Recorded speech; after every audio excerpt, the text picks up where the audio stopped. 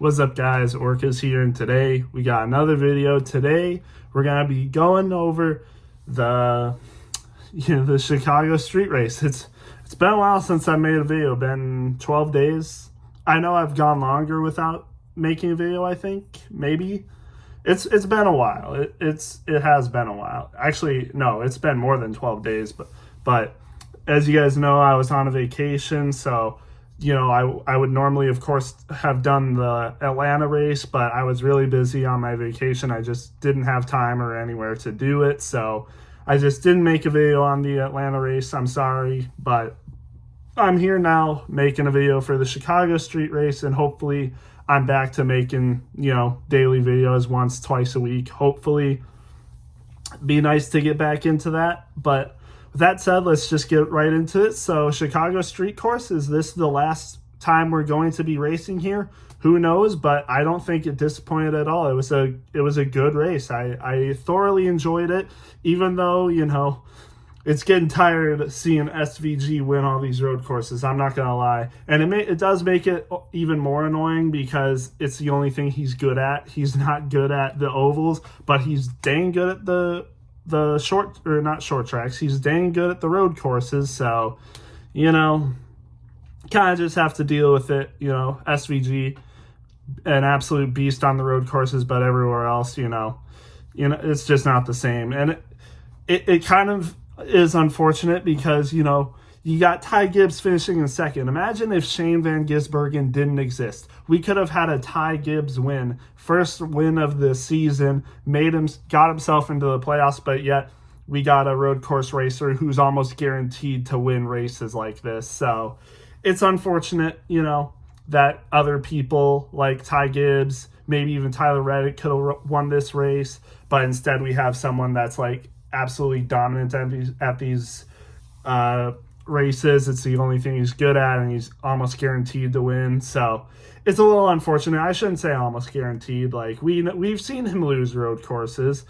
Like he didn't win COTA this year, but you kind of know what I mean. I mean, Shane Van Gisbergen, especially at the Chicago street course, I think he's only lost one race at the Chicago street course, one in 2023, won one of the races in 2024, and then won twice at both races, Xfinity and now the Cup Series. So he's only lost one race at Chicago street course. So that's pretty crazy, honestly. So, but still, it is what it is, Shane Van Gisbergen absolutely basically dominated this race. I shouldn't say that though. Like, he didn't lead. Ironically enough, Shane Van Gisbergen didn't lead the most laps today. It was actually Michael McDowell that led the most laps today. 31 laps led. Who knows what could have happened if he stayed in the race, but unfortunately, I can't remember what problems he had, but he had something wrong with his car and was not able to, get back into it. I think he ended up finishing in like the 30th, one of the 30th spots. Did finish the race, I'm pretty sure, but man, he won stage 1 too, stayed out, won stage 1, and then I'm pretty sure it was sometime after stage 2 that he started having those problems and just didn't have a good finish, nothing to show for the good day he had. Very unfortunate for Michael McDowell. Could have possibly been in contention to win this race, could have won this race, you never know. But Shane Van Gisbergen kept his car clean, had a good enough strategy, and based off of his speed, able to win the race. Easy as that.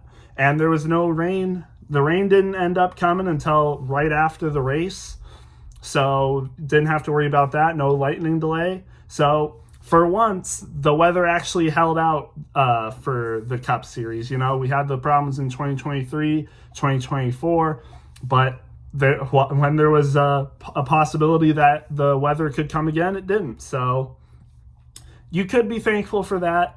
I, for one, wasn't thankful because Chase Briscoe was so close to winning this race. I mean, he probably still wouldn't have anyway, but so close. I mean, he was running a good race all day. Finished like 4th in stage 1, finished like 2nd in stage 2, was running up front all day, and then just, lost a lot of positions on a restart, was running on old tires and then, had some contact with Ryan Preece and cut his tire. I'm not going to blame that on Ryan Preece. It's just hard racing. I don't blame him, but it sucks.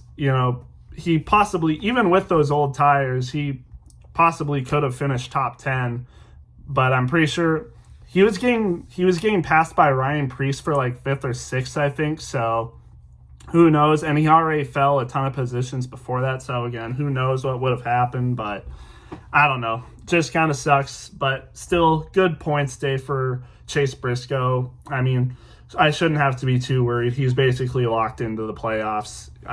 It'd take an absolute utter travesty for him to not make the playoffs. Like, I just don't see that happening. But I don't know. Well, it's whatever. But still, it was a good race for the most part. It was good to follow along. And of course, bad luck strikes. Gee, what a shocker. But still, it's fine. Not a bad race. I should get to the overall race. It wasn't bad at all. It was a little bit hard to pass once once it played out, once you were able to go past 5 laps of racing, it was pretty hard to pass, maybe even 3 or 4 laps of racing. It was pretty hard to pass, but still, it was a good race. And especially got pretty intense towards the end. That battle with Bubba Wallace and Alex Bowman, that was pretty crazy. It seemed like they were out to get each other. And even apparently Alex Bowman after the race said, they thought they squashed their beef, but apparently it's still there. So is there beef between Alex Bowman and Bubba Wallace? I guess maybe. We'll have to wait and see what happens next week. I did see that they had a conversation after the race. It didn't seem that bad, but Bubba Wallace has definitely matured. I bet if that was Kyle Larson 2 years ago, Bubba Wallace probably would have, had his way with him again. But, he has matured, so that's nice to see. But from my point of view on that racing, I definitely think Bubba Wallace was, he was being a little too aggressive. I think Alex Bowman was definitely going to get past him one way or another, and Bubba Wallace just was really hard racing him there. I mean, that was, again, really hard racing. I personally, I wouldn't be doing that, but Bubba Wallace just really didn't want to give up that position, I guess, and was really getting into it with Alex Bowman there, and eventually Alex Bowman had enough, just ran straight through him, didn't lift, and ended up spinning Bubba Wallace out. So that's what happened. So yeah, I mean, nothing really much else to say there. It wasn't much, talk after the race. Bubba Wallace didn't do anything like last year when he hit him after Alex Bowman won the race last year, after they had some incident happen. But yeah, that was pretty interesting, to say the least. One of the more entertaining parts of the race. There was also another thing that happened between Ross Chastain and Joey Logano. I didn't really see what it was, but apparently Ross Chastain got into Joey Logano and I guess spun him out or something, which I don't know, because Joey Logano finished 11th, so maybe it happened earlier in the race and I didn't notice. TNT, I've seen it as well. TNT apparently just, it was not, the most amazing coverage, to be honest, from TNT. I don't really judge the broadcast all that much. There's a lot of hate towards Fox. I've always, I've not cared all that much for it. I don't have as much hateful things to say about Fox as a lot of other people, but I do notice their broadcasts are definitely not on the same quality as NBC and Prime. And, TNT kind of felt a little bit like a Fox broadcast today. And again, I don't really, speak all that bad about broadcasting, but yeah, I could definitely notice it was definitely not on the same level as NBC and Prime, but it is what it is. I feel like they could have done a better job at showing things.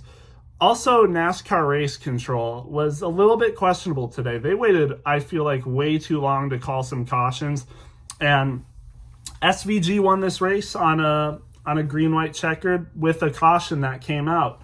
And some people could argue that caution should have come out way earlier. I mean, Cody Ware absolutely got nailed into the wall, into the tire barriers, hard hit. He even was saying he needs help, but NASCAR just decided to let the race continue, let it get to the green, white, checkered, and then they threw the caution while people, were going by him. Like, I mean, he needed help. The safety trucks, those people can't get out there until, there's a caution, and they kept it green while Cody Ware needed help. Like, that was definitely questionable, and you can see the damage after that. It was hard. Like, that was a really hard hit. Like, there was no way of getting out of that. But instead of, they could have thrown the caution like 30 seconds earlier and nobody would have been complaining. But, and, people, fans, it seems like they don't like overtime. They don't like when the race doesn't finish, when it should be. They don't really like the overtime that much. But I feel like this is one of those instances where an overtime finish definitely should have been had. But Cody Ware, hard hit, and just didn't call the caution until they got to the checkered flag for some reason.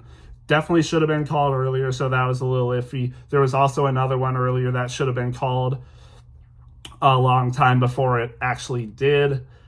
Just weird stuff kind of happened today. A lot of questionable decisions, but like I said, the racing itself was pretty good. Just, TNT broadcast not being as good as some other broadcasts like NBC and Prime, and then some questionable calls by, race control. But still, it was all right. There was also a really huge crash that happened, I think 3 laps in, took out a lot of people very early on in the race. It was Carson Hocevar that hit the wall going into one of the turns and then smacked the outside wall and then spun and caught up a ton of people. It was a parking lot in that part of the in that part of the track. So yeah, pretty crazy stuff that happened in this race. Enough to keep me entertained. I think it was a good race. Yeah. So with that being said, let's get to the drivers. I just don't really have much to say other than that it was a good race. Some questionable things happened. The rain didn't happen, which was nice to see. And, Shane Van Gisbergen dominates once again. And then we go to another road course race next week. I mean, we'll just see what happens. But, yeah.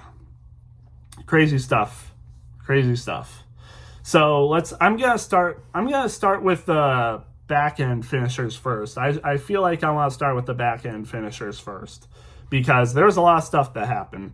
So a lot of people actually did not finish this race, surprisingly. Like, a lot of people didn't. First off, we start with William Byron, who just immediately out of the gate had troubles. His car was damaged in practice or qualifying yesterday, and I guess they just didn't do enough to repair the car for some reason, and just had a terrible car, was not able to do anything right out of the gate on the first lap. It was like only going like 40 miles an hour, so just did not finish the race. And then here comes the wreck. For the wreck, you got Will Brown, Todd Gilliland, Brad Keselowski, Austin Dillon, and Carson Hocevar. That is 5 drivers that DNF'd from one wreck at a street course. That is crazy.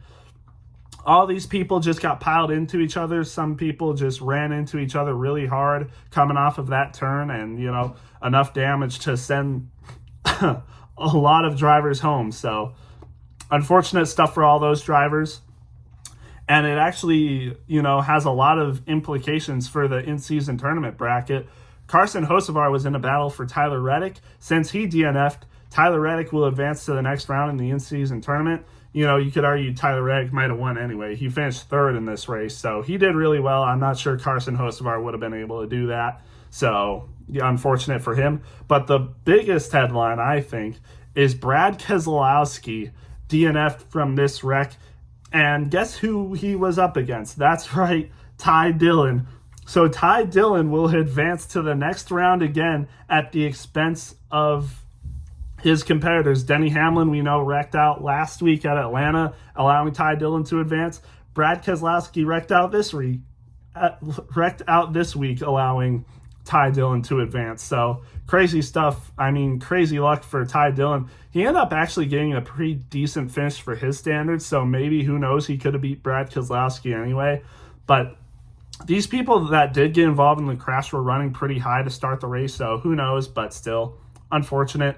Austin Dillon, like I said, was one of the people involved in the wreck, and he actually had a good qualifying start, and he definitely had some things to say about Hocevar on the radio, so definitely interesting. This race was definitely nothing short of, controversy and, things to say about drivers, so that's, I think, also something that kept this race interesting. Josh Berry DNF this race as well. Geez, it's been a while. DNF'd this race. He got in a crash on his own, I think. I think he spun himself out. Either that or he got spun by someone else. I can't remember, but he hit the wall hard. Didn't finish the race, unfortunately. Cole Custer in 33rd also DNF'd the race. Probably just mechanical issues. I mean, it's Cole Custer and, Haas factory team, something bad's going to happen to them. So, yeah. Michael McDowell, like I said, also had some issues, was running so good today. Disappointing finish for him. Doesn't tell the whole story. He probably would have had a top 5 finish today for sure if his car was just not trash. So, unfortunate for him, but, hopefully at Sonoma next week. He ran good at Sonoma last year, so hopefully he can do it again. Ricky Stenhouse Jr. finished 31st. He got caught up in a wreck, so unfortunate for him. Noah Gragson we know that Noah Gragson is not good at this track. Ended up finishing a multiple laps down. I'm not even sure how. I don't think he got caught up in a serious wreck or anything, but I guess, it happens. Daniel Suarez did not see him all day, ended up DNFing. Don't know what happened to him either. But, Daniel Suarez, I haven't mentioned this because I wasn't able to.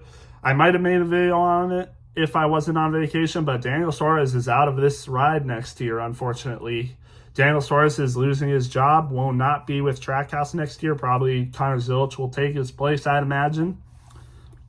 But yeah, unfortunate stuff for Daniel Suarez. Loses his job and then finishes 29th in this race, ends up not finishing the race. So yeah, just sad stuff for Suarez. I hope he can find a good ride next year. In 28th, got Bubba Wallace. Mentioned the stuff with him and Bowman, and he hit the inside wall hard and still finished the race, but only finished 28th. So yeah. Austin Cindric was also caught up in a wreck. I'm pretty sure got like a bad bent toe link or something. Still finished the race, but yeah, he had damage and bad finish. He was running top 15 though. He was having a good, decent day, but just unfortunate that stuff happened. Cody Ware was having a good day. I think he was on track for a top 20 finish, but the wreck on lap 2, unfortunately. I hope he's okay because that was a hard hit. And he said he needed help, so I hope he's okay. I'm pretty sure I did see that he was checked and released from the care center, so hopefully he's good. But yeah, that was a hard hit for sure. Unfortunate that had to happen to him, and he was on track for a good finish. On the bright side, he was running that Arby's scheme. Arby's was a big sponsor of this race, and he was in a commercial, so that was kind of cool to see. But I think he's going to kind of want to forget the finish and, just focus on the good race he was having before that and, all the moments and stuff. 25th, Eric Jones, just, not good at this race, ends up finishing 25th. Christopher Bell finishes 24th. He had some issues. I think he was involved in a wreck. I can't remember what it was. It was him and some other person. I can't remember who it was. It might have been Stenhouse. I'm not sure, though. But he got into it with one of the other drivers, ended up hitting a wall pretty hard. Not a good finish, but he was running decent before that. Like I said, Chase Briscoe was running really good. Had 29 points on the day. He finished, like I said, 2nd and 4th in the stages. Was running really good, on track for possibly a top 5 finish, and then, just kind of got mixed up in everything. Tried to kind of do the fuel saving like he did at Pocono. Just didn't work out as well, especially when you got people like SVG on you, so at a road course. So yeah, unfortunate stuff for him there.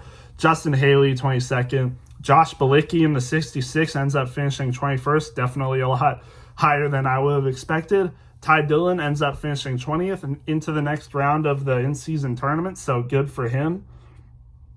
And then Catherine Legg. How about Catherine Legg gets a 19th place finish, top 20. And I'm pretty sure I saw this is the highest finish for a female driver in the Cup Series.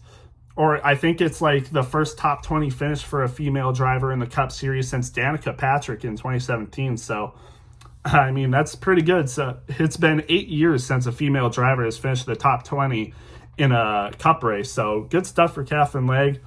Avoided all the wrecks and, even finished higher than some people that were running legitimately. So good stuff for her. Chris Buescher, 18th. He was involved in stuff. I'm pretty sure he had some electrical problems or something, but ended up coming back and, having a decent spot in the race, but just still finishes 18th. Riley Herbst, 17th. Pretty good for him, for his standards.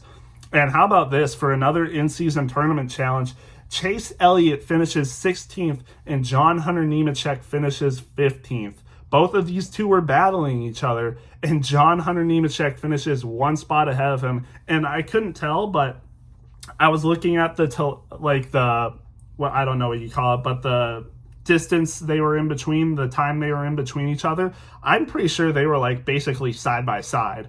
Chase Elliott was right there next to John Hunter Nemechek in the final moments of the race until the caution came out. So who knows if the race, was able to finish under green, who knows what Chase Elliott might have been able to do. He might have been able to pass him, but he doesn't. And John Hunter Nemechek advances over Chase Elliott. Who would have thought that? So yeah, crazy stuff there. Good finish for John Hunter Nemechek, all things considered. And another in-season tournament upset. Zane Smith finishes 14th, and his opponent, Chris Buescher, who we just mentioned, finishes 18th. It was looking like Chris Buescher was actually going to come back and beat Zane Smith, but then Zane Smith, just held his line. Buescher, I think, did fall back. I'm pretty sure Buescher made up a lot of ground, and Zane Smith was behind him at one point, but then Zane Smith able to get a decent finish and beats Chris Buescher by 4 positions. So good stuff for Zane Smith. A lot of upsets even this week when we thought it would be more tamer than Atlanta. So crazy stuff there. Kyle Larson had to start from the rear, ends up finishing 13th. Could have been better, but, Ryan Blaney finishes 12th and Joey Logano finishes 11th. Good day, all things considered, for Penske, who we know hasn't been the greatest at road courses. So not bad finishes for them. Ross Chastain finishes 10th. Good for him. How about Austin Hill in the RCR 33 car, which we know is normally not good, but he would, I guess, just the RCR is pretty good at road courses, I guess, because Austin Hill was running top 10. Kyle Busch will get to, and Austin Hill, the third car, part-time car for RCR, top 10 finish. So good stuff for Austin Hill. Alex Bowman finishes 8th. We mentioned the stuff with him and Bubba Wallace. Good finish for him, all things considered, when he had seemingly a lot of issues in the race today, I think. How about Ryan Preece with a 7th place finish? Good stuff for Ryan Preece, proving he belongs at RFK. He's been doing really good this year in the battle for, one of the last spots in the points for the playoffs. And, Bubba Wallace didn't have a good day today. Excuse me, jeez. But Ryan Preece did. I'm curious to see what the playoff picture looks like now. I haven't seen it, but I would imagine Ryan Preece has gotten closer to Bubba Wallace. I do think Bubba Wallace got a good amount of points, though. Let me check real quick. Did get 15, but Ryan Preece got 36, so he definitely ate into that, point differential a little bit. So we'll just have to wait and see. But yeah, good race for him, all things considered. Alex Bowman did get 36 points as well, though, so really only made a dent on Bubba Wallace. Alex Bowman is extending his lead on points, so yeah. AJ Allmendinger finishes 6th. He was running first and second at one point. Just kind of didn't go his way. AJ Allmendinger, isn't the greatest, hasn't been the greatest at the street course, kind of really, He's ran it a couple times, but you can kind of tell he's just not as good as he is on, normal road courses. On normal road courses, he's better than Chicago, but yeah. And how about Kyle Busch, a top 5 finish? Apparently, this is his first top 5 finish since the last, or not since the last road course, since COTA. Yeah, crazy stuff there. Last time he finished top 5 was at COTA. another road course. So, I mean, still good, good stuff for Kyle Busch. He needs that. I'm not sure how he's looking on points for the playoffs right now, but I would imagine we get a couple new winners at least. So, Kyle Busch is definitely going to need to probably get a win to make it into the playoffs. So, yeah. How about Denny Hamlin, 4th place finish? We've kind of considered Denny Hamlin not good at road course races lately. But, hey, had very minimal practice, because he had some problems with his car. Ends up still getting a 4th place finish. So how about that? It was a good day, all things considered, for Toyota. If, Briscoe didn't have that happen, there would have been 4 Toyotas in the top 10. But, good day for Denny Hamlin. Tyler Reddick, again, like I said, finished his 3rd. Also had the fastest lap today, which is surprising. Considerably faster than Shane Van Gisbergen's best lap, but Shane Van Gisbergen is just way more consistent. Won the race, like I said. But Tyler Reddick, good finish. He's basically locked in on points. There's nobody that's going to be able to catch him on points, but you never know. Maybe we get 16 winners and Tyler Reddick isn't one of them. That would be crazy, but I don't think that's going to happen. I'm pretty sure Tyler Reddick, even if he doesn't get a win, he'll probably be in the playoffs off of points. So, yeah, good race for him, and this definitely extends his lead as he got 51 points in this race, the most out of anyone, even more than Shane Van Gisbergen. So, yeah, he had a really good race today, all things considered, without a win. Probably, some of the best you can do without getting a win. But so, yeah. Ty Gibbs, man, like I said, Ty Gibbs finished 2nd. If Shane Van Gisbergen, just imagine if Shane Van Gisbergen wasn't in the Cup Series and wasn't so good at road courses, Ty Gibbs might have got his win. Like, I don't know what he has to do to get a win, honestly. Like, he's in some of the best equipment in the sport, really good road course racer, but there was one person today that was better than him, basically, and that was Shane Van Gisbergen. So, unfortunate, but yeah, I think Ty Gibbs definitely needs to get a win to make the playoffs. He's lower than a lot of people, so yeah, unfortunate for him, but we'll just have to wait and see. Maybe he can win Sonoma next week. You never know. But yeah, like I said, Shane Van Gisbergen won this race. Probably the best driver in the race for sure. I mean, he always is. He's probably the best driver at every road course if nothing bad happens to him. So yeah. Yeah, just crazy. It was a good race, though. Again, I like this race. Really good road course race. I would give it above an 80%. So, and my grading system's different than other people. So my 80% might be like a 6 out of 10 for someone else. So, it was a good race, though. B tier race, not an A tier race, but definitely like a mid B tier race, I would say. So, yeah, that's basically all I have. Let me know what you guys thought about this race, and I will see you in the next one.